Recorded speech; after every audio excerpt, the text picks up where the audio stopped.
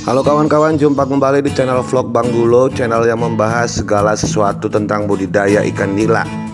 Nah, kali ini masih tetap kita di rumah aja ya, stay safety lah buat kawan-kawan, jangan keluyuran dulu ya, karena kan ini lagi musim corona. Terus jangan lupa pakai masker kalau kemana-mana ya.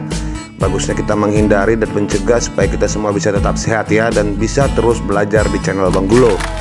Nah, kali ini kita masuk ke biovlog video series masa pemeliharaan minggu ke-13. Angka 13 itu kan angka yang sakral katanya ya, tapi cuek aja lah ya. Nah, buat yang baru lihat channel ini terus baru ikutan di video ke-13, jangan lupa cek deskripsi video kita ini. Tahapan video biovlog series ini dari tahap awal sampai tahap ke-13 ada di situ linknya ya. Jadi kalian bisa nonton, jangan setengah-setengah, supaya ilmu yang didapat juga nggak setengah-setengah.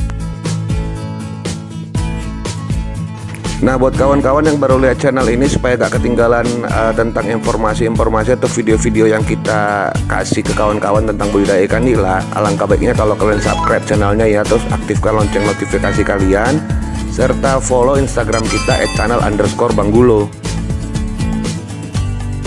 Biovlog video series ini adalah rangkaian video biovlog yang kita ambil langsung dari kolam learning by doing kita, yang kolam biovlog diameter 4 meter dengan padat tebar itu kurang lebih 150 ekor per meter kubiknya. Dan ini video ini kita buat berdasarkan kejadian nyata setiap minggunya. Nah, nggak ada yang ditambah-tambah, nggak ada yang dikurang-kurangin ya. Untuk minggu ini konsumsi pakan kita di kolam biovlog kita ini kurang lebih masih seperti minggu yang kemarin ya, 1,5 kg itu per hari, dengan pemberian pakannya itu 2 kali sehari.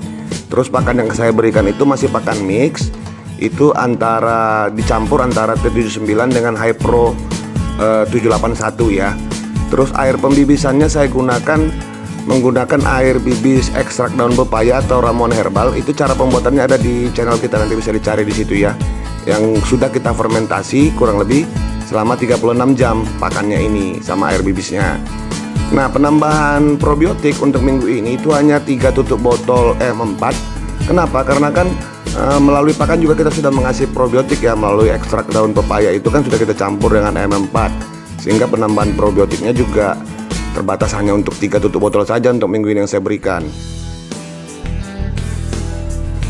Syukurnya lagi, setelah melalui terapi yang kita lakukan selama minggu ke-11, minggu ke-12, penyakit ikan di tempat kita ini sudah nggak ada lagi, dan minggu ini itu tidak ada kematian ikan sama sekali. Ini berarti suatu peningkatan yang luar biasa ya. Terus kepekatan vlognya juga masih tetap kita kontrol dengan menggunakan pompa air. Ini saya buat di kolam kita ini tergantung, di kelihatannya itu kegantung dari dasar, jadi dia nggak langsung ke dasar. Ini saya hidupin itu hanya sekitar jam 7 sampai jam 9 malam, jadi kurang 3 jam lah ya setiap harinya. Selain itu, untuk menjaga kualitas air ini juga saya masih melakukan pembuangan air kotoran ikan ini kurang lebih itu sebanyak 1 kali 48 jam itu pasti saya buang sekali ya, dan itu pun gak banyak, paling sekitar 20 detik lah. Kalau saya angkat pipa buangnya itu, air kentalnya keluar itu kurang lebih 20 detik paling lama, terus saya tutup lagi. Jadi kesimpulannya kawan-kawan, untuk minggu ke-13 itu ikan sehat-sehat saja dan tidak ada masalah. Mudah-mudahan ini terus berlanjut sampai minggu ke-14 sampai panennya ya. Dan untuk mengisi kekosongan waktu serta menambah pengetahuan kita akan bahas lagi tentang pertanyaan-pertanyaan kawan-kawan yang ada di kolom komentar, yang pertanyaan berulang ya. Kita bahas di video ini, ada beberapa pertanyaan. Yang pertama itu adalah pertanyaan seputar tentang apakah pengaruh sinar matahari terhadap kolam biovlog. Terus banyak kawan-kawan yang nanyakan, Bang, bagusnya kolam biovlog itu terkena sinar matahari atau tidak? Yang mana yang paling bagus, Bang? Itu pertanyaannya sering banget di kolom komentar ya. Nah, di sini saya mau bilang bahwa sebenarnya kalau kalian suruh saya memilih, saya itu lebih memilih kolam biovlognya itu terkena sinar matahari tapi tidak langsung. Seperti kolam-kolam saya ini kan, ini masih menggunakan paranet, atap paranet. Nah, paranetnya ini juga jangan terlalu ini ya, jangan macam untuk yang paranet yang dijual untuk tanaman-tanaman ya. Paranetnya ini juga yang saya ambil ini paranet memang yang 60% bisa menahan sinar matahari. Jadi dia bisa terkena hujan juga masuk, sinar matahari juga masuk. Hanya Dengan perubahan cuaca yang sangat ekstrim, kolam-kolam saya itu aman. Kawan-kawan kan tahu sekarang ini kadang sinar matahari panas saya minta ampun, tiba-tiba jam 2:30 sore tanpa ada aba-aba sudah hujan, mendung, terus hujan deras kan seperti itu. Nah, menurut saya dari beberapa kolam yang saya miliki, kolam yang menggunakan atap paranet itu jauh lebih aman ikannya, jauh lebih sehat dibandingkan yang langsung tanpa menggunakan paranet. Nah, kalau kawan-kawan mengatakan gimana bang kalau kolamnya itu tidak terkena sinar matahari sama sekali atau di dalam ruangan, maksudnya mungkin kolam-kolamnya itu beratapkan seng langsung ya, jadi tidak terkena sinar matahari, jadi di dalam ruangan. Saya juga mau bilang ke kawan-kawan bahwa metode bioflok ini juga di luar negeri itu digunakan di dalam ruangan, tidak langsung terkena sinar matahari. Hanya mungkin untuk mengantisipasi sinar matahari, mereka membuat cahaya tambahan lah ya, ultravioletnya, supaya ikannya dan serta mikroba-mikroba yang ada di kolam itu bisa hidup. Nah, tentunya kan biayanya akan lebih mahal. Nah, sebaiknya sih lebih amannya kalau kalian mau tiru yang dijamin bisa aman ya, seperti tiru seperti saya saja lah menggunakan paranet. Karena kalau paranet itu sudah jelas bagus ya, ini terbukti dari kolam-kolam yang saya miliki. Nah, terus juga bisa kalian lihat nih, ini kolam beton bioflok saya kan agak sedikit lebih hijau jika kita bandingkan airnya ini dengan kolam bioflok yang di paranet nih. Ini kan kelihatan nih. Jadi memang kepekatan vlog akan lebih cepat jika dia itu terpapar sinar matahari menurut saya ya.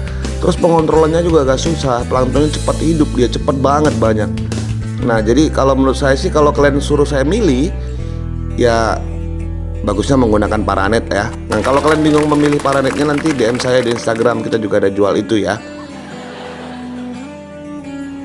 Pertanyaan kedua yang paling sering muncul itu di kolom komentar itu adalah tentang air kolam biofloknya itu berbau busuk serta vlognya tidak terbentuk. Mungkin kawan-kawan yang lagi mulai persiapan air pernah mengalami ini ya, atau sudah mengalami ini terus nge-DM saya lewat Instagram, sudah saya jawab juga. Terus ada banyak sekali pertanyaan seputar pembentukan vlog ini serta bau air di kolam bioflok. Nah, jika misalnya contohnya pada saat tahapan persiapan air ini, air kolam bioflok kan itu bau, itu pertanda bahwa proses yang kalian lakukan itu belum sempurna. Belum sempurna dalam arti mungkin saja dosisnya itu tidak benar. Terus ada hal-hal lain lah yang kelewat sehingga air biofloknya itu berbau. Air bioflok berbau ini adalah salah satu ciri bahwa airnya nggak bagus gitu, kualitasnya nggak bener. Dan kalau ini kalian paksakan untuk tebar bibit, ini akibatnya bisa membuat bibit-bibit yang kalian tebar itu bakal mati, serta bakal banyak masalah yang timbul ketika kalian masuk tahap proses pemeliharaan. Sehingga baiknya jangan disepelein kalau misalnya ada bau ya di kolam biofloknya. Nah, lantas apa yang akan kita lakukan jika air kolam bioflok pada saat tahap persiapan itu berbau? Nah, yang kalian lakukan itu adalah dengan menambah probiotik ke dalam kolam kalian. Kenapa? Ketika air biofloknya berbau, itu berarti probiotik yang kalian kasihkan itu banyak yang tewas KO lah ya, dan nggak sanggup dia memproses amonia yang kalian masukin ke dalam atau pupuk, sehingga dia itu banyak yang tewas, contohnya seperti itulah kurang lebih ya. Nah, sehingga caranya adalah dengan menambahkan probiotik kembali ke dalam kolam bioflok. Nah, satu yang harus kalian ingat bahwa penambahan probiotik ini juga tidak bisa langsung, contohnya begitu kalian tambah lantas 2 jam lagi airnya nggak bau lagi, nggak begitu ya. Ditunggu dulu 1 kali 24 jam. Nah, kalau masih berbau ditambah lagi, dan jangan ditebar bibit sampai tidak ada bau. Nah, bagi kawan-kawan yang dalam masa pemeliharaan pun bau kolam ini memang harus selalu diperhatikan ya. Maksud saya bau air kolam ini ya. Kalau misalnya berbau air kolamnya, jangan lupa kalian tambahkan probiotik. Memang obatnya hanya itu, nggak ada yang lain ya. Nggak usah perlu kuras-kuras air, kasih aja probiotiknya, itu udah pasti nggak bau lagi besoknya. Dan probiotiknya ya disesuaikan lah. Contoh saya 3 tutup botol M4 atau setengah gelas Aqua Enzim. Nah, kurang lebih seperti itulah ya. Baiklah kawan-kawan, sebelum kita berpisah, kita mau tunjukin yang ini. Ini dia adalah penampakan kolam yang sedang saya bangun, kolam baru kita ya. Ini berbagai ukuran, ada diameter 4 yang paling sudut sana, terus ada diameter 3 yang lagi dikerjain, terus ada diameter 2. Terus saya juga bangun kolam beton untuk bioflok yang lagi dikerjain sama KPK kita ini, kakek pembuat kolam. Nanti kolam-kolam ini bakal menjadi kolam contoh buat kawan-kawan yang datang ke outlet kita, karena rencana saya akan membuka outlet perikanan atau aquaculture yang dimana kalian bisa mendapatkan semua yang berhubungan dengan perikanan. Jadi dia ini macam seperti one stop place ya.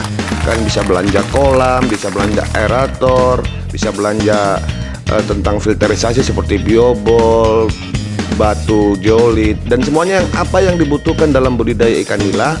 Mudah-mudahan sudah saya siapkan di outlet ini, termasuk contoh-contoh kolam. Jadi kalian tuh nggak perlu menghayal kolam diameter 4 itu sebesar apa sih, kolam diameter 3 itu sebesar apa sih, diameter 2 sebesar apa. Kalian bisa lihat langsung.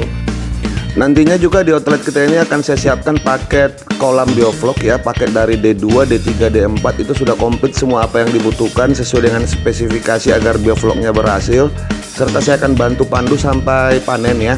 Tapi paketnya itu terbatas ya, nanti saya akan umumkan buat kawan-kawan yang ingin membeli paket itu. Ya sesuaikanlah dengan kemampuan keuangan kalian ya. Nanti juga kan saya bantu tentang analisa keuangannya seperti apa, supaya kalian itu nggak bingung untuk mempertanggungjawabkan uang kalian ini ke istri kalian atau ke orang tua kalian ya. Oke lah kawan-kawan, hanya itu yang bisa saya sampaikan di video biovlog series kita minggu ke-13 ini.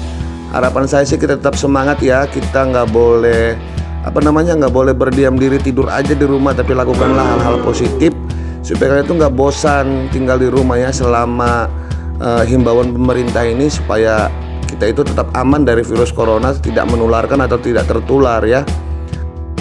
Terus buat kawan-kawan yang belum subscribe channel kita ini, jangan lupa di subscribe ya, dan aktifkan lonceng notifikasi kalian agar kalian bisa terus menonton video-video atau konten-konten yang saya buat seputar budidaya ikan nila. Dan jangan lupa juga berikan komentar serta share video-video kita di channel kita ini supaya makin banyak yang tahu tentang channel Bang Gulo ya. Baiklah kawan-kawan, saya Bang Gulo beserta para gadis yang hadir di video ini mohon undur diri dulu. Sampai jumpa di video selanjutnya. Bye-bye.